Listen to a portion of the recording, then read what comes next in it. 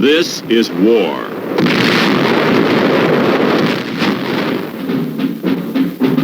War and its masses.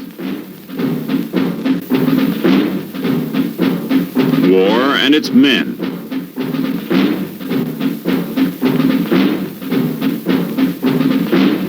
War and its machines.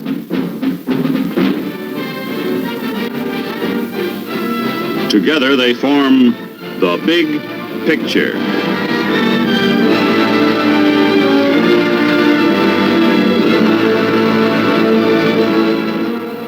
Welcome to The Big Picture. I'm Captain Carl Zimmerman. The Big Picture is a report to you from your Army, an Army committed by you, the people of the United States, to stop communist aggression wherever it may strike. The Big Picture traces the course of events in the Korean campaign through first-hand reports of our combat veterans and through film taken by combat cameramen of the Army Signal Corps. These are the men who daily record on film the big picture as it happens, where it happens. Today, our big picture brings into focus the turning of the tide. You'll see our fight to hold on to the Pusan perimeter. You'll see air support from our carriers, the invasion of Walmy, and the march on Seoul. And you'll hear a first-hand report from Lieutenant Tom Dreisenstock, platoon leader with the Army's 24th Infantry Division. Now, let's go back to August 1950.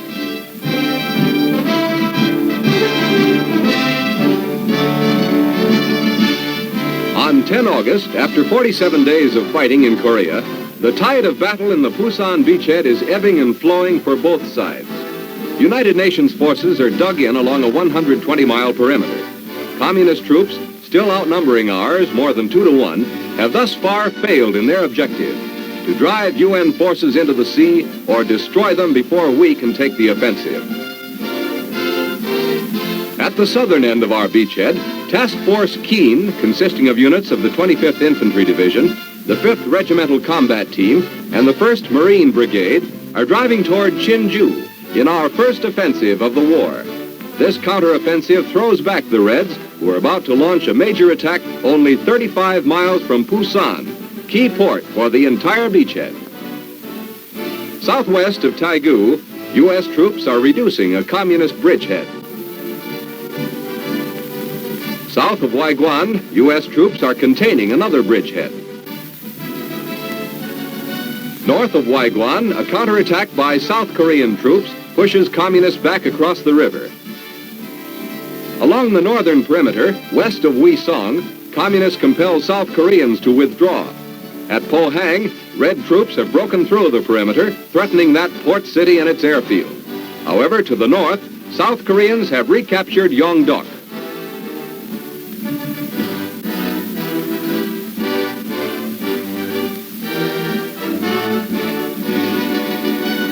In the air, Air Force, Navy, and Marine planes are giving support to ground troops along the perimeter. They also blast communications and military-industrial targets from Taegu to the North Koreans' northern border. Guns of United Nations ships also help in this mission. The struggle to defend the beachhead is a furious one, but we are holding.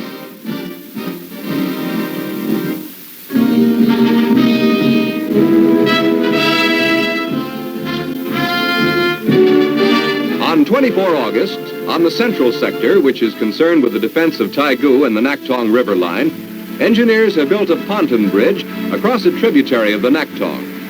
This pontoon bridge serves for the use of lighter vehicles and foot soldiers.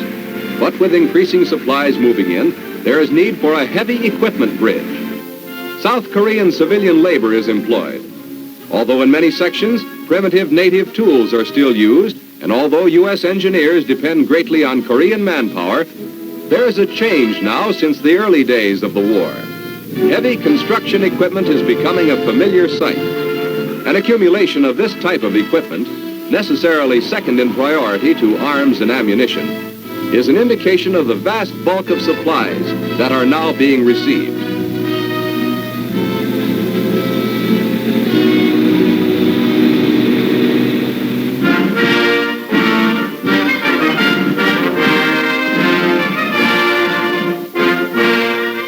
On 29 August, the British aircraft carrier Unicorn moves into Pusan Harbor. On deck are British troops bound for the Korean battlefront. Within a week, they are rushed to fight alongside 1st Cavalry troops east of Waiguan to help stop a threatened breakthrough along the Naktong River. These troops are the first infantrymen of a foreign nation to join in the United Nations police action. They are members of the Argyll and Sutherland Highlanders, composed largely of Scotsmen and the Middlesex Regiment, most of whom hail from the London area. Almost all of these Britishers have served in Hong Kong for 6 months, where they underwent rigorous training in hilly country very similar to that of Korea. Except for the 3.5 bazooka and U.S.-supplied rations, these Britishers will use their own weapons and supplies. Their uniforms are jungle green, with only the regimental pipers wearing the kilts, which won the Scots the nickname the Ladies from Hell.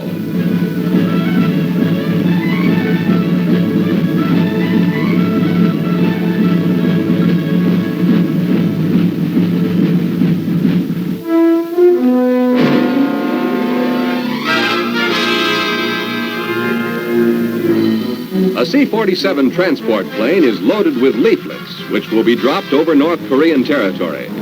These drops are being made frequently to counter enemy propaganda. The C-47 transports carry heavy loads of leaflets for long trips into North Korea. For shorter trips, T-6s are used.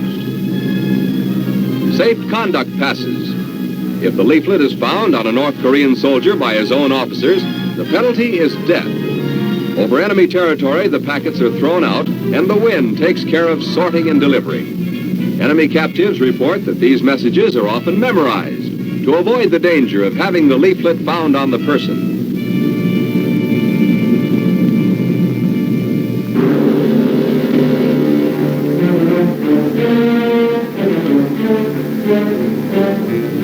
On 30 August, the Reds are gaining in the south and in the central sector, but in the northeast, near Pohang, United States and South Korean units are holding their ground against heavy opposition.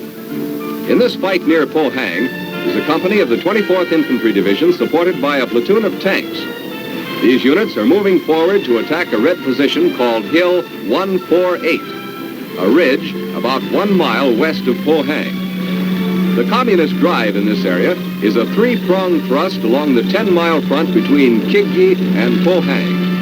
At this time, Pohang is in Allied hands. The enemy is infiltrating here, one group of unknown size having set up a roadblock south of Pohang, 3 miles behind the Allied lines. Infantry and tanks coordinate activities as they approach the jumping-off point. Intelligence has revealed that the communist attack on Pohang is an attempt to fulfill orders given the local Red commander to take the city at all costs in the next 24 hours. And for the Reds, it is a costly operation. An estimated 2,000 North Koreans have been killed in the last 2 days. Although U.S. elements are here in some strength, the weight of the attack is against the South Korean Army's 3rd and Capital Divisions and their 17th Regiment. This is the 10th week of the Korean War, and the fighting on all fronts has reached a peak of fury. Although at this time, military spokesmen are mentioning early offensive moves, the present situation does not appear optimistic. Enemy fire is in combat.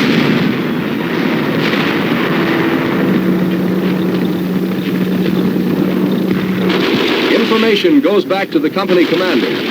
The CO's orders come forward. The attack on Hill 148 is about to begin. The attack gets underway, slowly at first, and then with an increasing firefight.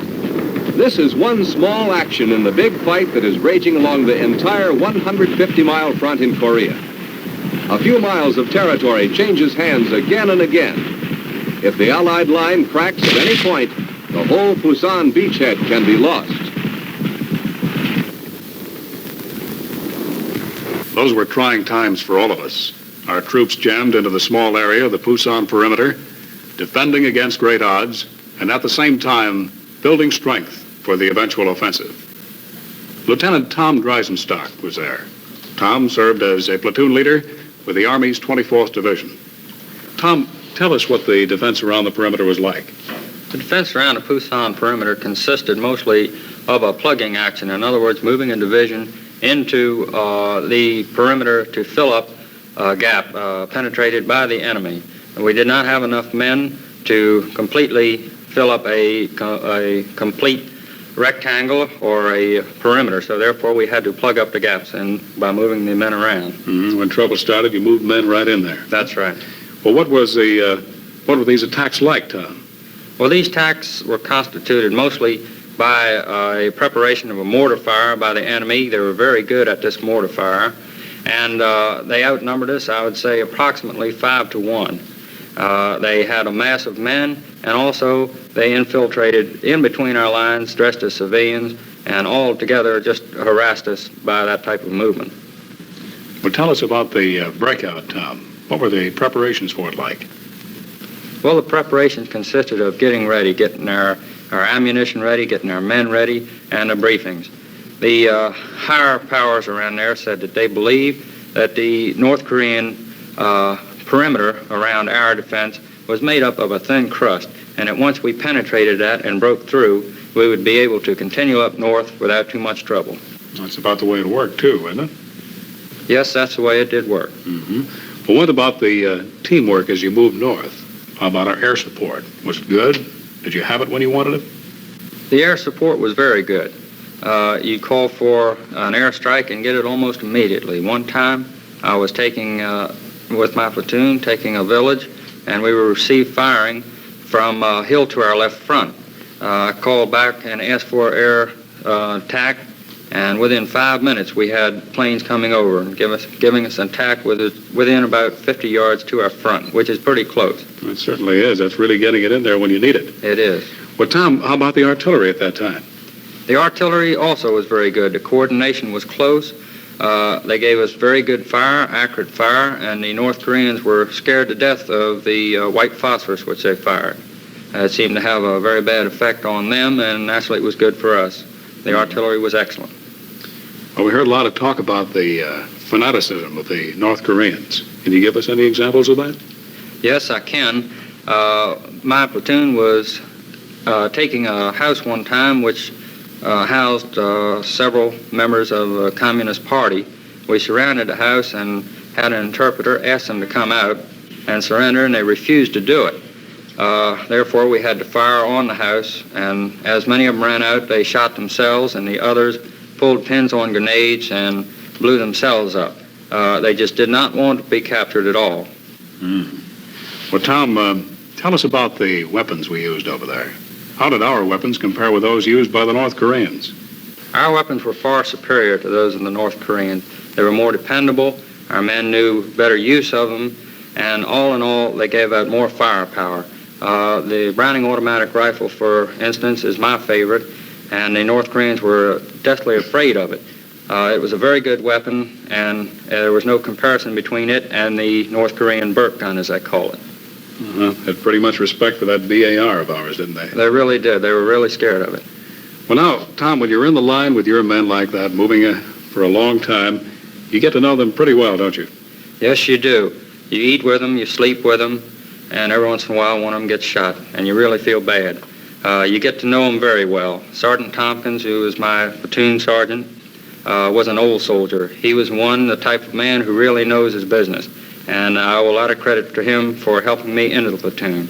We had younger men. I got to know those too. Our squad leaders, Freddie, Smokey, and those boys, you really get to know them fairly well.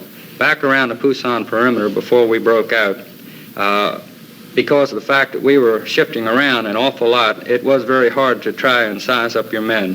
But regardless of this fact, I believe that we did fairly good, and I got a good chance to more or less size up my men. We were moving around quite a bit at that time, though. Well, Tom, it was men like you and the men of your platoon that held back the enemy in the Pusan perimeter against very great odds. You kept that enemy from throwing us back into the sea. Let's watch now as some of our troops throw off a red attack. On 2 September, in the South Central sector, the 1st Marine Brigade is rushed to the battle lines near Yongsan to help throw back one of the main communist thrusts in their all-out offensive along the Naktong River. Communist strategy at this time is an attempt to achieve a major breakthrough between the 2nd Division's southern flank and the 25th Division's northern flank. These Marines have been rushed here after a brief rest, during which they regrouped.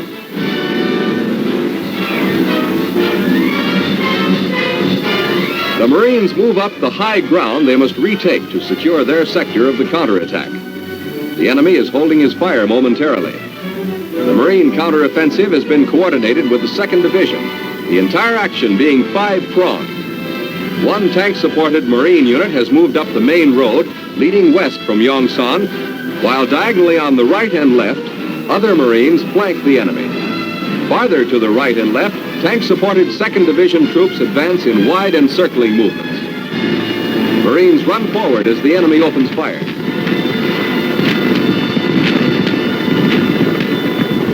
A wounded Marine runs back for aid. Other Marines resume the attack, moving slowly and waiting for the enemy to reveal his flanks and main position.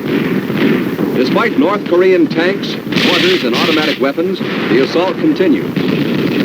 This counterattack along this southern bulge of the Naktong River is almost a repeat of an assault these same Marines launched 2 weeks previously when they took this same hill. The high ground in this sector has changed hands at least 5 times in 2 weeks.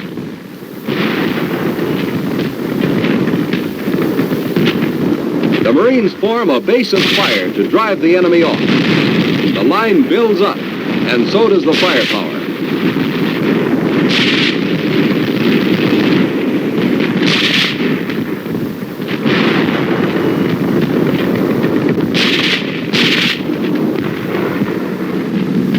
Meanwhile, overhead, Air Force and Marine Corps planes support the ground troops.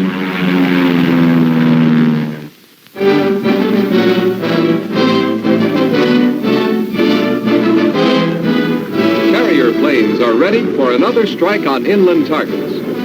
Rockets are of particular interest at this time. 3 different types are being used. One of the first super explosive types to see service in Korea was the 5-inch Holy Moses. Later, the 11.75-inch Tiny Tim proved highly effective on bridges and similar large targets. The most recent arrival is the Navy's 6.5-inch Ram. Constant activity on these carriers has not dampened the crewman's sense of humor.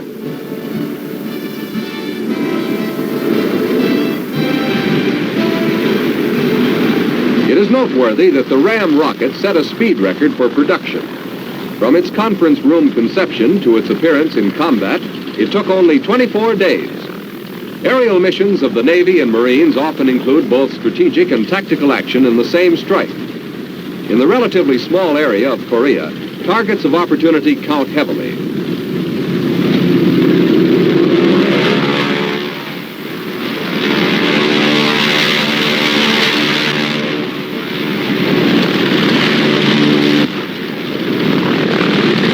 Gun cameras record targets of the carrier planes.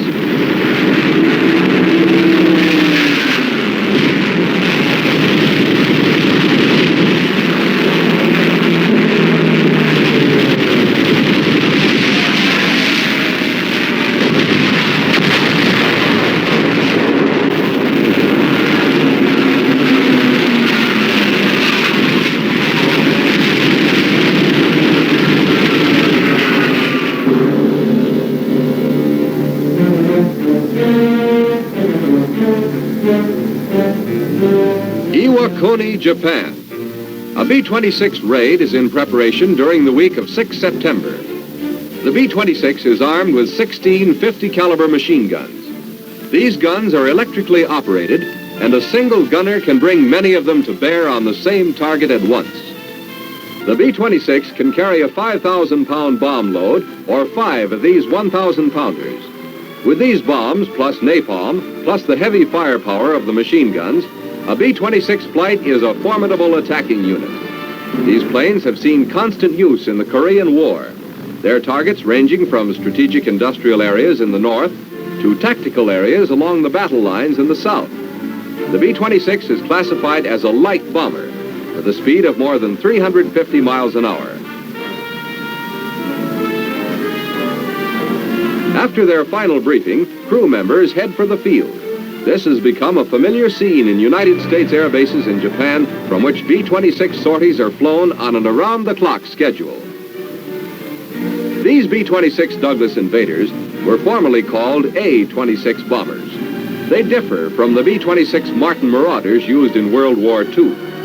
The present B-26 is a very adaptable plane, which is often revamped for different purposes. Cannon may be substituted for the nose gun. The plane can be adapted to carry a variety of explosives, for the B-26 is designed primarily for low-level bombing. It is seldom used for the high-altitude work of the B-29.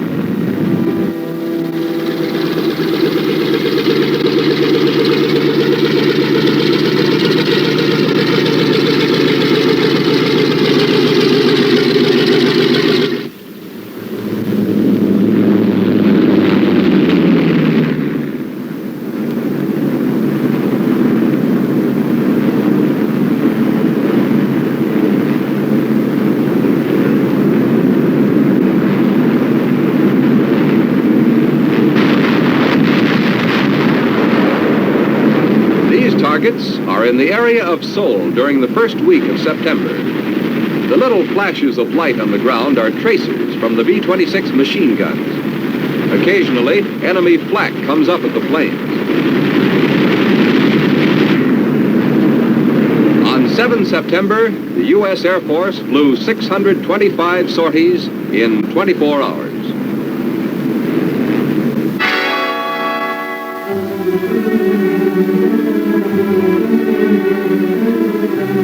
On 15 September, dawn breaks off the island of Walney. Ships of the UN fleet fire point blank at the island.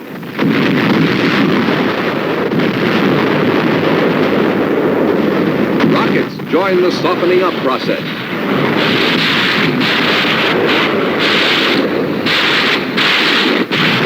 General MacArthur watches from the bridge of the flagship.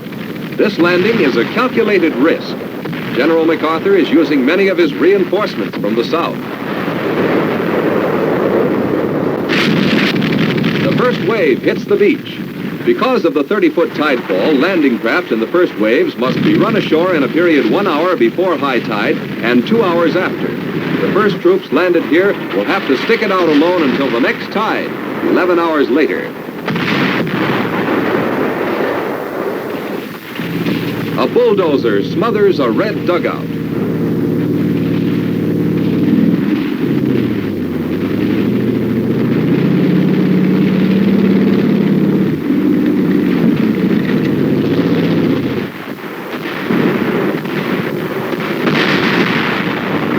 A firefight begins.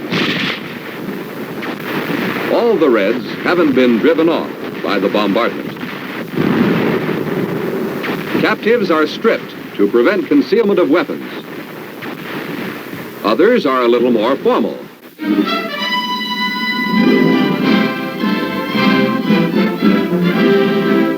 On 16 September, the 1st Marine Division moves through Incheon. This city is recaptured against relatively light resistance. Allied casualties are few. As these men move through Incheon, their objective is Seoul.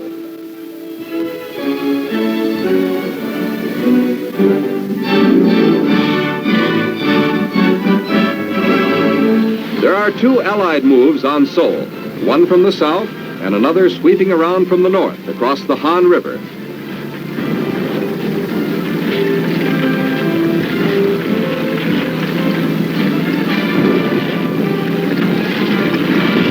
The Han is crossed, a river village is taken, and the Marines move on toward Seoul.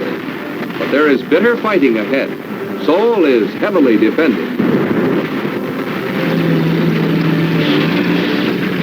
As these vehicles move on toward Seoul, the Marines have a message for the Reds. Enjoy yourself. It's later than you think. During the 6 weeks between 10 August and 20 September, the period covered by this combat bulletin, there were 3 main phases in the Korean fighting. On 10 August, reinforced United Nations forces were dug in to defend at all costs a beachhead perimeter bounded by the Naktong River. We could withdraw no farther, could no longer trade space for time. if we were to hold our beachhead and the vital supply port of Pusan. Communist forces were threatening Pohang, Taegu, and Masan in their drive at Pusan. We had launched our first counterattack from Masan toward Chinju to stop the most dangerous communist drive.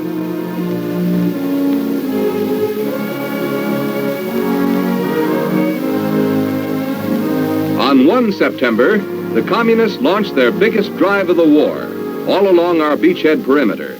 It was an all-out effort to take Pusan, eliminate our beachhead in Korea, and destroy United Nations forces. We were being pushed back again toward Masan. Taegu was in danger from the north and south, and Pohang was being taken and retaken.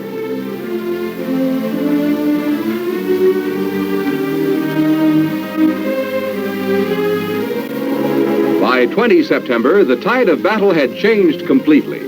5 days previously, U.S. Marines had made an amphibious landing at Incheon, 150 miles behind the enemy lines. The enemy, still pressing his all-out drive for Pusan, was suddenly cut off from his supplies.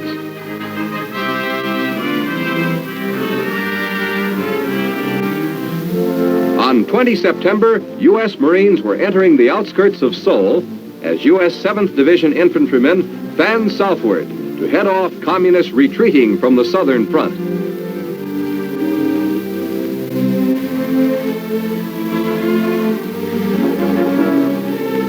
On our southern beachhead, United Nations forces were crossing the Naktong River and moving ahead everywhere. They were advancing at Pohang, south of Wisong, north of Taegu and at Waiguan, west of Changyong, and west of Masan.